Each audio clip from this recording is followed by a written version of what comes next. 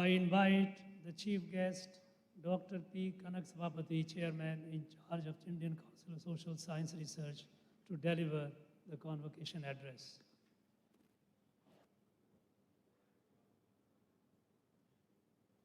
His Excellency, Honorable Governor of Tamil Nadu and the Chancellor of this Bharathidasan University, Thiru R.N. Ravi, Honorable Minister for Higher Education, Government of Tamil Nadu, and the Pro-Chancellor of the Bharathidasan University, respected Dr. K. Ponmudi, respected Dr. M. Selvam, the Vice-Chancellor, dear Shri Karthigeyan, Thiru Karthigeyan, Higher Education Secretary, dear Registrar Dr. Gopinath, dear Controller, respected members of Legislative Assembly and the members of Parliament, invited guests, distinguished members of the syndicate, professors, scholars, and my dear young brothers and sisters. I am extremely happy to deliver this convocation address at this prestigious Bharathidasan University, one of the major universities of our state. This is an important occasion for several hundreds of you. This is due to your hard work over the last 20 plus years. And a dream has come true for many of you. And it is not just your dreams, it is the dreams of your parents, families, societies around you, university, and our state and the nation. So you have fulfilled an important aspect of your life. You know, in our tradition, education is an essential part of life. Our great poet, the philosopher poet Thiruvalluvar said, education is the most precious asset of all the assets. Kedil vilichelvam kalvi oruvarku madalla matrayavai. So this is an important day in your life and we are all very, very happy. So at the outset, I congratulate all of you, all the medal winners, rank holders, doctorates, postgraduates, and the graduates who are going to get degrees now.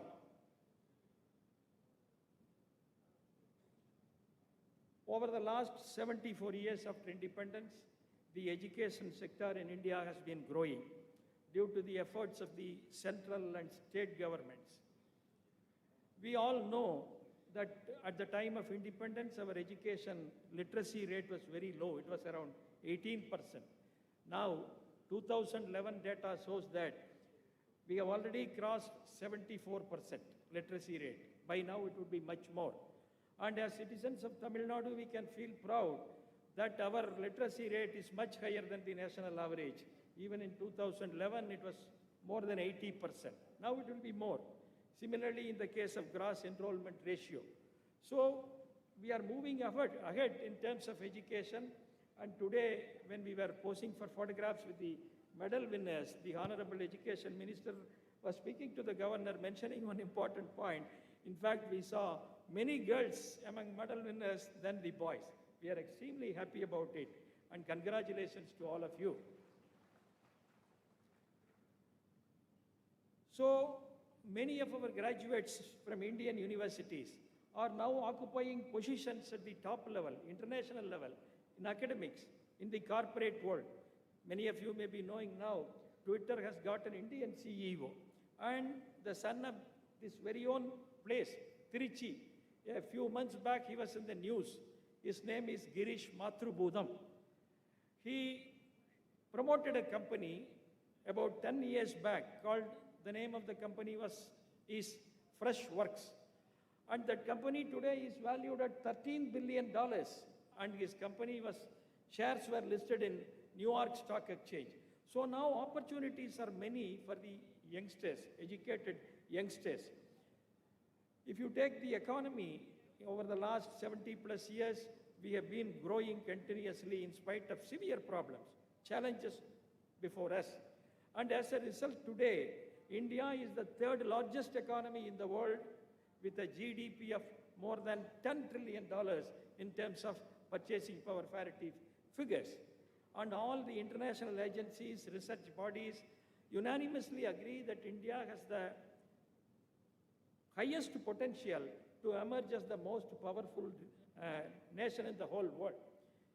Many of you may know that this year, after 2 years of corona, India is going to have the highest growth rate in the world, estimated to be between 9 and 9.5%.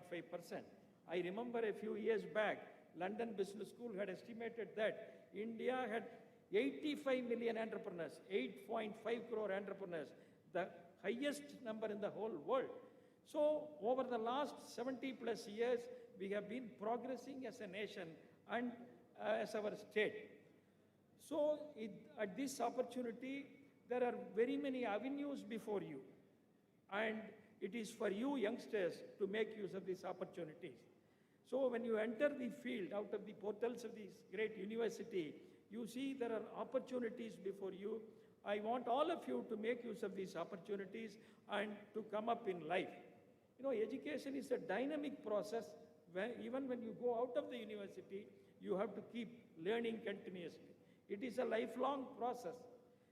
Developments are happening throughout the world. You know, in the last 30 years, for example, there are many developments at the international level. As a teacher, I can tell you that in the last 25, 30 years, many of the Western theories, especially in fields of social sciences, they have completely changed. Some 25, 30 years back, it was the Western theories, Western models, Western concepts that were dominating. But today it is not the case. It is China, it is India, it is the Asian region that is dominating at the global level. So there are many, many opportunities for us Indians, Tamilians, to come up and then perform at the higher level. Since education is very dynamic, we also have to, educational institutions have also moved accordingly. So in the case of ICSSR that I represent, it is the body of body for social science education. You know, we have introduced a scheme called IMPRESS, Impactful Research in Social Science Research. This is an important initiative of the Government of India, which ICSSR is implementing. What is the significance of this? This scheme connects the policy makers and the local educational institutions. You know, now there is a lacuna. Then the lacuna is, you know, the education system. I'm a finance teacher. When I go to the classrooms, I teach theories, concepts, which as I said earlier, are mostly Western. But if you see our society, the way our society functions is different. You take, for example, Tamil Nadu. This is an industrially, economically advanced state. We are one of the most entrepreneurially advanced states in India. If you see Tamil Nadu, there are very many economic clusters that are contributing to the development of the economy of the state and at the center. You take Sivagasi. Sivagasi, for example, contributes 70% of the firecracker needs of India. Tirupur contributes about 35,000 crores worth of exports. Total contribution of Tirupur, knitwear industry, when we take both exports and domestic business, it is about 65,000 crores. But we seldom go and study the development model of these places. It is throughout India. If you take Ludhiana, Surat, they are all clusters. There are about 2,000 such clusters in India. And many of these clusters contribute even 1 lakh crores, 2 lakh crores annually. If you take even Tamil Nadu, Coimbatore, in my estimate, it might be contributing more than 1.25 lakh crore annual turnover. Surat contributes 1.70 lakh worth of turnover. But it is time for us to study our own local economic centers. The way Tirupur people have developed, the way Sivagasi people have developed our cities, this we have to do it. It is the responsibility of the educational institutions. You know, we have to remember, only when we contribute to the development of the local societies, Tiruchi region, state can progress. Only when state progresses, nation can progress. So we have to align the social science education, particularly research, with the contemporary functioning of the societies. So that is why this Impress scheme was introduced, and I invite all of you to participate in the process. Thereby, we have to start studying our local societies, local economies. So all our, at least many of our studies should contribute to the development of our state, of our localities, so that the entire nation progresses.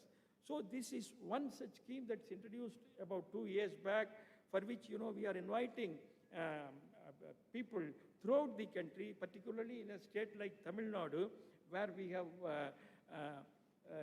lot of development centers, self-made, self-grown centers. We have to study all those things and then contribute to the functioning of the economy. So in this connection, our universities have a great role. I appeal to all the professors, research scholars to think along this line and participate in the process.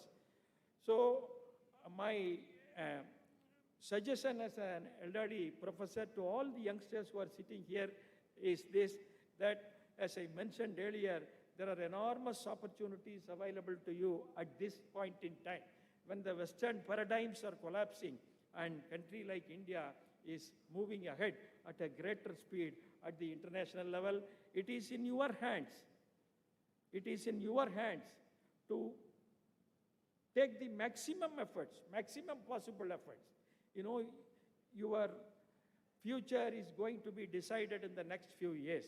The way you are going to lead your lives in the next few years is going to decide the future of yours. It is not just your future, it is the future of your families, it is the future of our state, it is the future of our country. So I appeal to all of you to make use of the best opportunities that are available and come up in life so that we all will feel proud of you. Thank you very much.